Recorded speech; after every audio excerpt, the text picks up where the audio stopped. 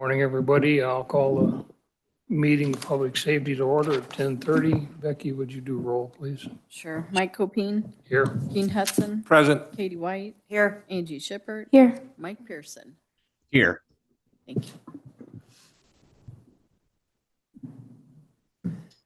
Okay, I have had a request a few minutes ago for some time to be granted to Mr. Scrogstad for a little scenario that has come to his attention that he would like to talk about briefly. Jack, go ahead.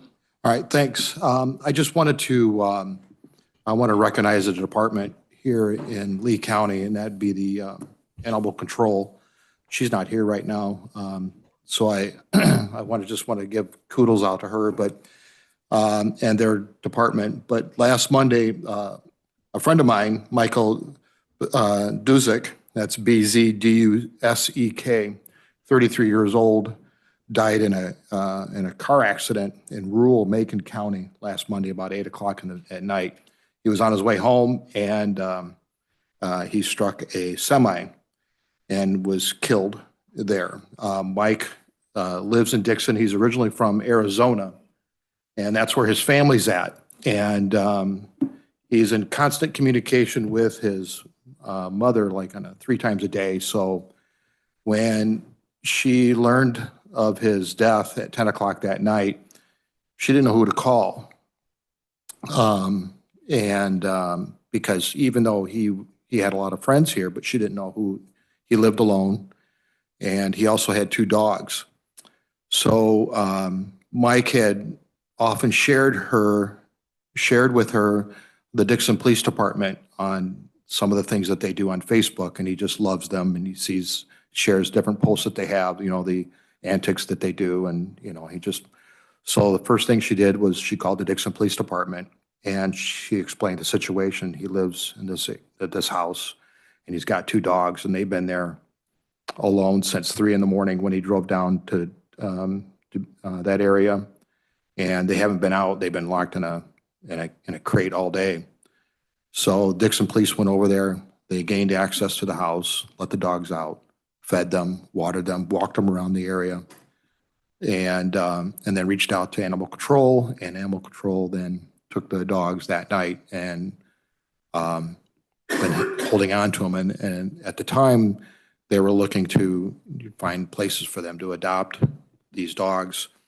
Well, the family ended up coming to this area and then feeling the love of the community and the friends of Mike that he had around here. And basically, there may be other reasons too, I'm not for sure, but they're planning on staying in Dixon. I think the family, I talked to them, they praised the Animal Control, they praised the Dixon Police Department and how accommodating they are. And I wanted to, even though things like this happens, in this area quite a bit, but I was moved to the point that I felt that it was necessary for me to at least acknowledge them and appreciate what they do, that they're just not a dog catcher, but they actually, do other things other than that, and for these animals. So, but they're planning on staying in town, and they're going to be taking the dogs back once they get settled. But I believe Animal Control is still hanging on to these dogs. So I just thought it's just awesome that they're able to do that, even though that's what they do. But the extenuating circumstances, I just wanted to say, thank you to Terry and that department. So that's all I wanted to say. Okay, thanks, Jack. I'm going to jump on the bandwagon along with everybody else that has praised our soon-to-be outgoing county administrator, but I'm not going to duplicate or repeat everything they said, but add one characteristic trait that has helped me a lot here, gives new meaning to the term, that you can't teach an old dog new tricks. Congratulations. Good luck. Okay, has everybody had a chance to read the minutes from last meeting? Okay, no additions or corrections or anything. If not, they'll stand approved as read. Animal control, we had a report from that. Terry has some information. It is available through the packet, okay? And Terry did report in that she had a conflict with the meeting today, so she couldn't be here, but she did want me to know that and convey that to you, that she just had a conflict. Correct. Actually, I'll go through hers. There's only two comments here. It says, maintenance has put down some railroad ties around the outside fence for deterring little dogs of going underneath the fence. The other thing they're working on is making some insulation boards to put on the outside of each kennel to help with the winter cold winds. And that's basically what would be in her packet too. Okay, we'll go to the circuit clerk. Good morning. Good morning. I just wanted to bring you up to date on our search for the new case management system. Our last demonstration is this afternoon with Tyler Technologies. So we are planning on having all of our quotes in by the end of December or the 1st of January, hopefully at the latest. There's going to be a total of 4 quotes. And the Supreme Court is continuing the court technology grant for fiscal year 2024. Our funding requests are due by January 12th. So that's coming soon, and all of the department heads are working diligently to try to get this all put together and sent in on time, if not earlier. So that's good news. If you have any questions on that, Any questions? Okay. Thank you. you're welcome. I have nothing from the judges or public defender. Emergency management, Mr. Lally. Good morning. It's just been kind of busy. Just a few things going on that I'll bring to your attention. I'll be presenting our local sheltering plan for the Byron Nuclear Plant to IEMA this Thursday, to the operations staff out at Sauk Valley Community College. So there'll be all the IEMA staff here. I'll be showing them the Lee County plan and how that works. So they want to see that. Okay, any questions of Mr. Lally? Okay, thanks, Kevin. I appreciate it. Probation. The only thing that I have is that we have a drug court graduation scheduled for tomorrow afternoon at 3:30. That'll be in the 4th floor courtroom, and you are more than welcome to attend. It will start at 3:30 with just one graduate tomorrow. So if you are available, please feel free to stop over. Thank you. Any questions for Stacy? Thanks, Stacy. Okay, Sheriff, you're up. Would you like to share the information on your report? Or? Sure. I submitted a report that should be on your onboard, but I'll hit some of the highlights. Month of November, we had 858 calls for service. Our collective bargaining agreement with the Fraternal Order of Police was set to expire November 30th. On November 29th, the county and the FOP took part in mediation and actually were able to resolve the differences and had a tentative agreement. Last night, the FOP ratified the agreement, so it's going to be going to the full county board next week for ratification. As far as notable calls, November 1st, it was a Wednesday, we had a 911 call from Union Pacific about a female that was struck by a train out on Wadsworth Way and Nelson Road. Unfortunately, the 22-year-old female from Dixon committed suicide by walking in front of the train. She left a note in her vehicle basically saying the reason that she was committing suicide was due to her displeasure between the conflict between Israel and Hamas. On Saturday, November 11th, we did our second annual Stuff the Squad event for the Dixon Community Food Pantry. Did that for 4 hours near Glean and Everett. We got over 1,720 pounds of food donated, along with $1,657 in cash donations. November 13th, we were contacted by the clerk's office in regards to an irate individual that had called in and was threatening to, just had an order of protection issued against them. Indicated that they were going to go to the judge's house so the judge could explain it to them. Then also said that they were going to bring a firearm and come to the courthouse. So after further investigation, the subject was identified as Timothy Ballard of Dixon. He was subsequently taken into custody, charged with 2 counts of falsely making a terrorist threat and 2 counts of disorderly conduct, false reporting. The most serious being the falsely making a terrorist threat. He could potentially serve 4 to 15 in prison. He's currently out on pretrial release provisions. Let's see, November 21st, we honored telecommunicator Dylan Eilers and Deputy Castro at the county board meeting for life-saving efforts and walking individual through CPR, as well as providing an AED shock to bring them back. On November 30th, we lost a lot of experience with Lieutenant Dave Glessner's retirement. He had over 28 years and 8 months with the office. He's going to be missed, but I don't think he's going to be gone very long. I think he'll be coming back and doing some part-time work with us here and there. And then just last weekend, December 9th, we did the Shop of the Cop, Shop of the Sheriff event with the Dixon Police Department. We did 2 sessions out at Walmart, morning session and afternoon session. And the Sheriff's Office assisted 46 children in total in both the morning and afternoon session. That's all I got. Any questions for the sheriff? Yeah, I have a question. Sure. First of all, Clay, thank you so much for what you do. It can't be easy to deal with these things.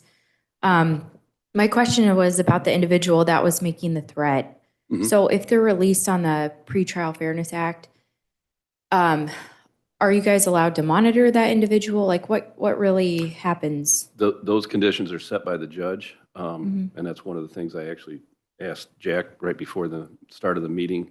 The judge did not put them on GPS monitoring. However, they had sat in our jail for about 3 weeks before they were released on pretrial provisions. So there are, situations obviously where the judge can order GPS monitoring, but in this situation, it was not ordered. Okay. And then like realistically, after all that happens, how long is it until they actually have their trial? That's a Charlie. No, I'm just kidding. But it varies.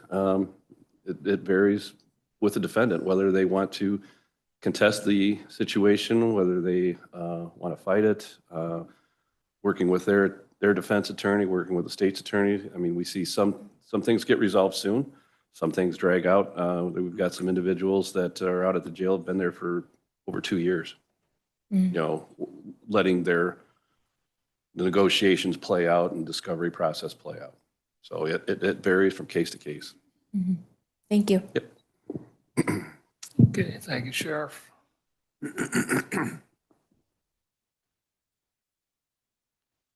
Mr. Boonstra, State's Attorney's Office. Thanks, sir.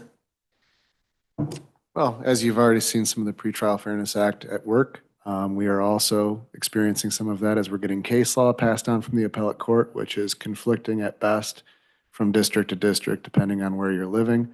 So we're getting a little bit of direction, but it's a conflict between counties and districts across the state.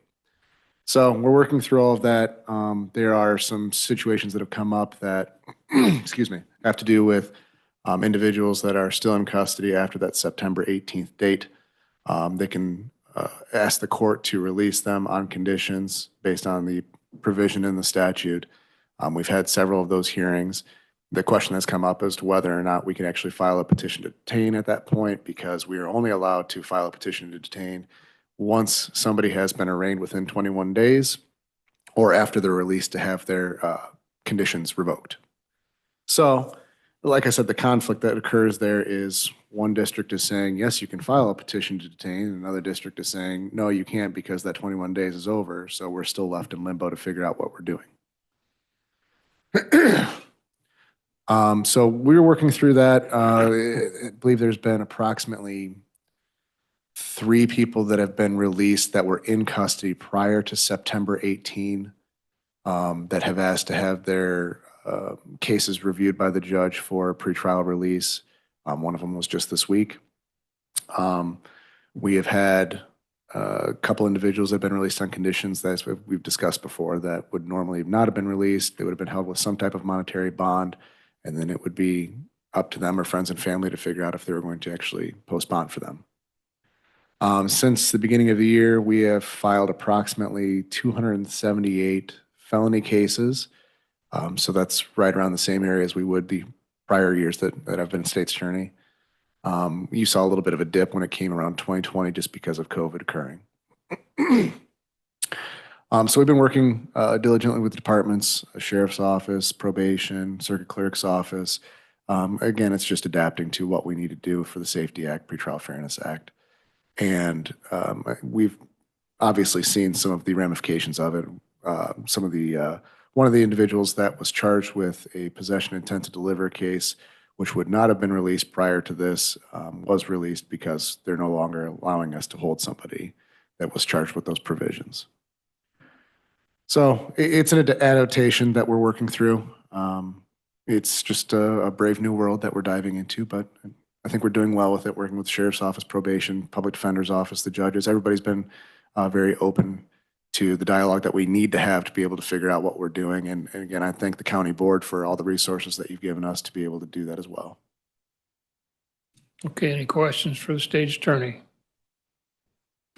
Okay, thanks, Charlie. Appreciate it. Thank you. Okay, moving on to the abandoned property focus group. I had discussed it at the last meeting. However, I did go out to 251 and 30 over the weekend and snapped photographs. Everything there is on the ground and is being separated and discarded for scrap or whatever. So it's pretty well taken care of. Wendy, do you have anything to add on that one? Okay. The other one that I would bring up is I have brought up before. The situation of the open cistern or cesspool out in Nelson has been taken care of and resolved. Little chancy there when some of the group went out, the sheriff had some men out there and everything was taken care of by people that were residing in the house that was there. So that issue also is completed and taken care of. So Wendy, do you have anything to add to that?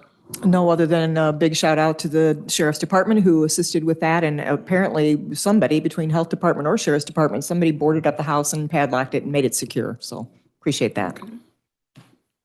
Any other questions? Okay. Mr.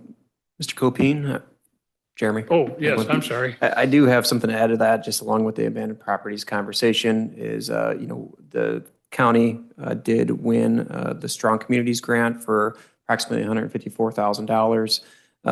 That is in partnership with the city of Dixon, and that is going to work on removing some of the abandoned blighted properties that are throughout the county.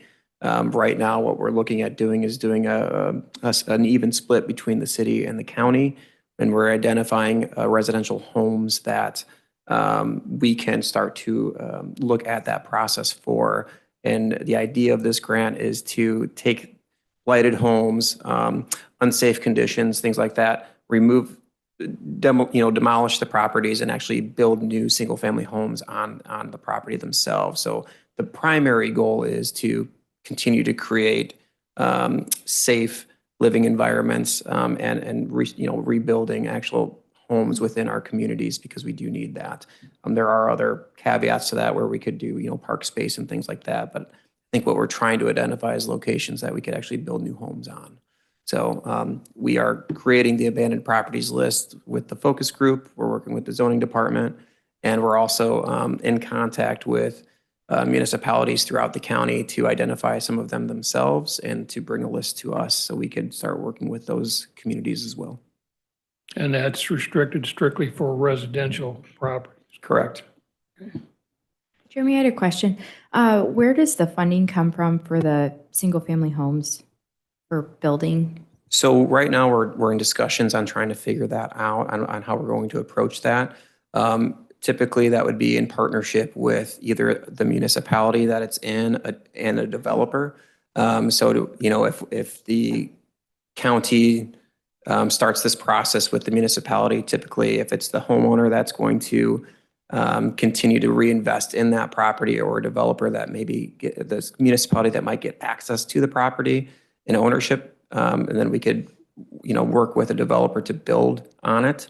And it's kind of a win-win for everybody, but we're trying to kind of create that structure and understand what that looks like right now. We haven't fully flushed that out yet. Okay, thank you. Yep. Yeah, go ahead. Jeremy, we're talking about what Ms. Shipper just said on this property that it's been actually demolished. Now, this property still belongs to the original owner, and they're considering building new structures, correct? Correct. Now, are they paying for the demo, or are we, or aren't? I mean, No, it depends on the proposal for the property itself. So we can pay for the demo through the grant. We could also identify homes that might need some refurbishing and a little remodeling. And so the grant funds could go towards that as well, some rehabilitation. Again, we only have $40,000, not again. So first note, we only have $40,000 per property to spend, and taking that into consideration where we really only have $75,000 with this first funding source, it's not going to go very far. So our goal is mostly to identify properties to work on demolishing because that's most cost effective for us typically. And then we're going to be able to work with the municipality or the property owner to identify a developer that we could potentially build on. And that's just going to be kind of a partnership structure. okay, so if the county or ARPA is going to pay for the demo, and it still belongs to a private owner, do we go and try to retrieve that expense from that property owner? So no, because we're paying through grant funds. It's not ARPA funds. So these grant funds are through the Illinois Department of Housing Authority, and that's where the grant came from. There is scenarios where you could maybe try to get some of that back, but that's what this fund is all about. It's not coming out of our own balance. Okay, I know it's not coming, but it's coming out of taxpayers' money. No, it's not. It's coming out of a grant fund specifically that we won the $154,000 for. But where does the money come for the grant funds? That comes from the state. Which comes from? Sure. That's my Correct. point. Right. What I'm trying to find is, this is a winner for somebody who just wants to let property go. We'll wait till they come in and demo it, and then we don't have to worry about the cost. I understand we got to clean up the communities. Right. But I guess what I'm getting to is the point, there's responsibility to people here. Yeah. And any property would come in front of the focus group anyway. So this would be a discussion that we would be able to have.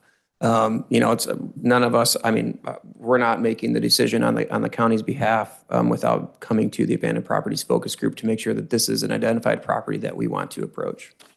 Okay, thanks, Jeremy. Yeah. And I would say, Keen, just so you can visualize this, there's been a lot of conversations. I think, we do, as Jeremy said, kind of need to get a structure in place. But just one of the examples of some of the things we could consider is if there is this abandoned property and the homeowner wants to sign off and say, yep, it's your problem now. You take it down, you tear it down. Here you go, Lee County, it's yours. That's an option too. So we're not necessarily looking to we're just looking, as Jeremy said, bottom line, the goal is to get these abandoned properties, unsafe properties out, demolished, if that's what it needs is demolished, and then encourage that somehow or another to be redeveloped because, as anybody can tell you, there's been some recent studies. We have a housing shortage in our region here, and so that's one of the goals of the Illinois Housing Development Authority is to get new homes rebuilt in those areas that need it. So there's a lot of questions yet. There's a lot of procedure that needs to be nailed down. And I think the important thing is that the focus group will be involved in those early decisions and developing that structure and what this is going to look like. Yeah. And there's, Thank you. this is newly awarded and we're still trying to understand, the ins and outs of the grant and actually, the department had just released some meetings, online meetings that I'm going to start attending. So I make sure that we're working within the structure that we're supposed to work in. Thank you. Okay, under new business, employee handbook revisions, draft with tracking. I'll turn that over to Wendy and Jeremy also. So first of all, we did a mad scramble because at the earlier meeting this morning, I announced that the handbook is in there with tracked changes, and guess what? It wasn't. It wasn't the tracked changes version of the handbook. So we did a mad scramble in between the two meetings, and our mad scramble has resulted in, I now have the financial policies attached under this header, not the employee handbook. I swear to you, we're going to get this right by the time we get it to you at the full board meeting, but just a high-level overview. 2 policies that'll be moving forward to the full board for consideration next week. First and foremost, and the one that's attached here, is the financial policies. So as you know, we now have a finance director on board, and of course, Jeremy's now on board. So this was a good opportunity for a fresh set of eyes to take a look at some of these policy documents. There are a couple of changes in the financial policies, and the reason we're moving that one forward now is that through the process of doing budget adjustments last month, there were some questions that came up from department heads, from our finance director, Reed Mitchell, about specifically from an auditing perspective, what do we need to do for budget adjustments? And so we're adding clarity to that budget adjustment section of the financial policy. We're adding clarity to some other sections based on the fresh set of eyes that looked at it and said, well, claims paid in vacation might be a common phrase for all of you, but it doesn't mean anything to me. What does that mean? And so we've clarified things like that. The last item in the financial policies that I will highlight is the grant section. So the last version of the financial policies had a grant section that essentially said that if you were looking to apply for grants, and we really want to encourage our departments to do that, but if you needed a financial commitment of a grant match, that you were required to go to the finance committee to get their approval before moving forward with the grant application. So now that we've put that in practice for a little while, what it turns out that that's not a practical approach because the finance committee only meets once a month. And oftentimes that's not in a timely enough manner to be able to get these grant submissions in. So there is some proposed language that would change that section to read that the board chair, the finance chair, and the county administrator shall consider any grant matches that are requested and shall make a decision that will at least allow the department head or the department to move forward with the grant application. And then once that decision has been made to move forward with the application, then the finance chair will bring that conversation to the finance committee for further discussion. But again, to be timely, we wanted to modify that and as a part of our goal of encouraging people to do grants, we needed to make this a process that was practical to actually enforce, and what we had wasn't from our past experience. So the other one is the one that's actually listed on your agenda but not attached is the employee handbook. And again, there's some minor changes based on the fresh set of eyes that looked at it. But more importantly, in this case, the reason this one is coming before you and coming before you now in December is that there's been a law change. You may have heard of it. The Paid Leave for All Workers Act was approved at the state of Illinois, and it goes into effect, or most provisions go into effect January 1. So what the Paid Leave for All Workers Act does is it sets a minimum for paid leave for all employees. Specifically, the statute cited local government employees are actually applicable. This act is applicable to all local governments. So in the past, we have offered paid leave. We referred to it back then as vacation time to all of our full-time employees. What we had not been doing was offering paid leave that was for seasonal, temporary, or part-time employees, at least not all part-time employees. So as a result of this act, we have to modify the handbook and now begin offering paid leave benefits to our temporary, seasonal, and part-time staff.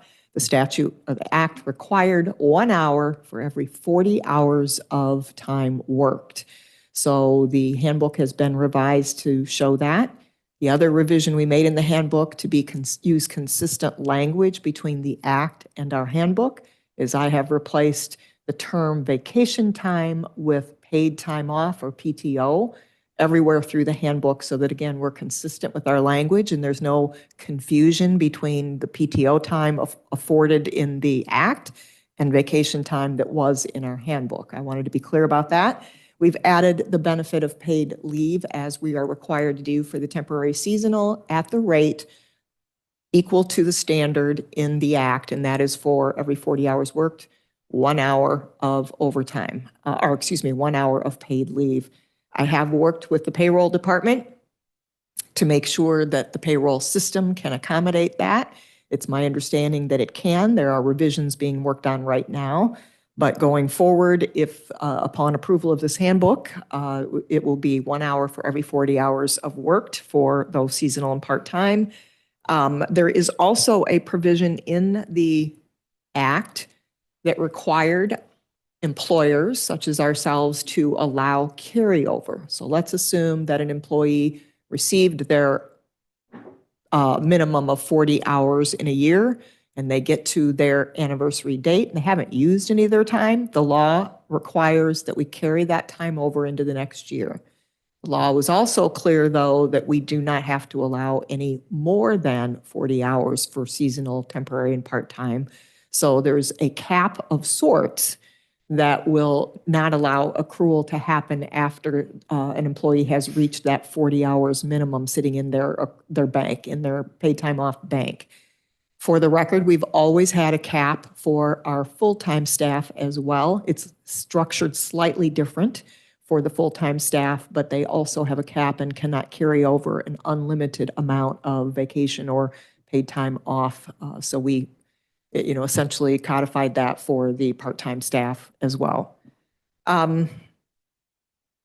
There was also language in the handbook, I forgot to mention this at the earlier meeting, that said, in our handbook, we said that if you are terminated during your introductory period, for most in the handbook, that's a 6-month introductory period, or used to be called a probationary period.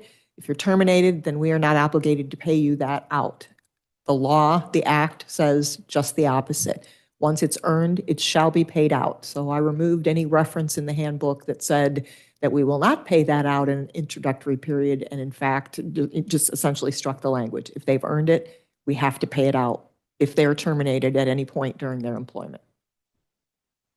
Last but not least, a different topic is the social media. You might notice if you scroll through the tracked changes, once you get a copy of the tracked change document, that there's been some language struck out of the social media policy. That is because when Jeremy came on board, one of his initiatives in working with Jack Scrogstead was to create a Lee County Facebook or otherwise social media account. But before doing that, he would like to create a social media policy that lays out the guidelines for and the structure of how this would work and what the rules are for doing that. And that language that got struck out of the handbook is actually going to be moved over into that standalone social media policy. So it's not being removed from employees' consideration or the employer's consideration, but rather just put in a different policy, a standalone policy. With that said, Jeremy, I will turn it back over to you if you have anything else to add on the handbook or the financial policies. No, just outside of the social media policy, another policy that we're starting to look at is a personal sensitive information policy that's, an internal policy throughout Lee County. There is some IT structure that's already built in with some of that, but there's not really a great handling policy for personal information throughout the county. So that's another policy that we're looking at to start trying to craft and have adopted down the pipeline. But other than that, no, I think the employee handbook changes, specifically with the Paid Leave for All Act was pretty significant. And it was great to work through that with Wendy because it gave me a better understanding of what our previous structure looked like and how we're kind of adjusting and tweaking some of those things. Before we do move out, though, there is a vote that we'd like to do, which got hidden under unfinished business, and it's a test vote. So essentially, before Wendy leaves her position, we decided we wanted to play with you guys one more time and try to do a test vote with onboard and to see what that structure looked like. So it's going to be a blast. But what we're going to do is I'm going to it's going to be tacked under unfinished business. I'm going to open up that vote because it's hidden right now. It just says test. What I'm going to ask you guys to do is refresh your onboard. And it might send you a notification. And It might have just, did you guys get a notification that it was opened? I heard some beeping. So it's just a test vote. If you don't mind just hitting yes, no, abstain, whatever you may choose. If you need assistance, Wendy's gonna walk around.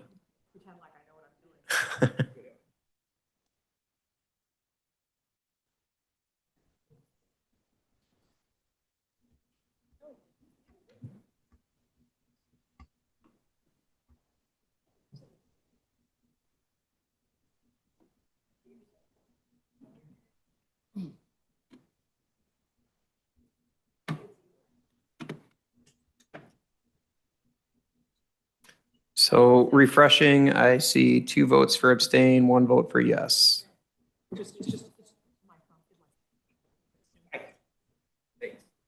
So Michael Pearson, I got a yes from you, is that correct? I just clicked the yes. It was out. It was just a test, right? Yeah, that is correct. Yep, it's Okay. perfect. I have an abstain from Ms. Shippert and Ms. White. Can't change it up until the vote's closed. Right.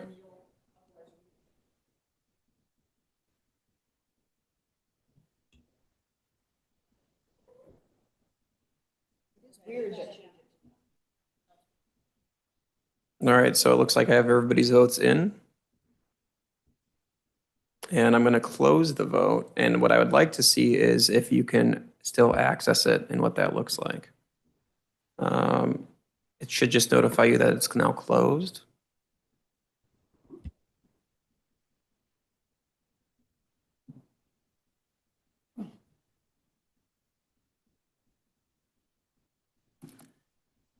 Keen voted no, he doesn't want to do this. So note to self, if you turn off Becky's permissions or Nancy's permissions doing this, then they can't display it up on the screen because she doesn't have it. She can't get in. You ran as an admin though, I thought.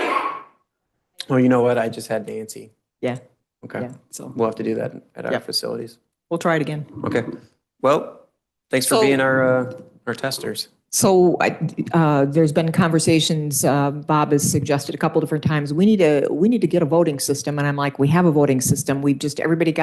I felt like I was feeling from all of you that there was a lack of confidence in how this works because you see, we have to go through this every time. And so I kind of backed off and thought I would give everybody time to get used to the tablets before we move forward on that. Well, here I am. It's my last month of meetings and I would really like to see this actually go into practice and start being used. And so Jeremy is accommodating my last wish and trying to help out with getting this moving forward. I do think that, and it'll be up to obviously Jeremy and Bob and Becky, but going forward, perhaps, because the committee meeting is a smaller meeting, I don't know that we'll do this a lot at the committee meeting unless it means by doing it more frequently, you all are more comfortable with it. I think the bigger test or the bigger opportunity to use it is at the full board meeting, because then essentially every vote becomes a roll call vote and your vote is registered. So right now, if they do a voice vote and you all say yay, nay, or otherwise, it's not necessarily recorded because we don't know who's voting yes or no. So the benefit of doing this is that every vote will be a roll call vote, but we have to use the system to get there. So as I said, I asked for this one last time before we think about even trying to entertain another voting system. Let's see if this one we can make it work. So I appreciate your latitude in doing that.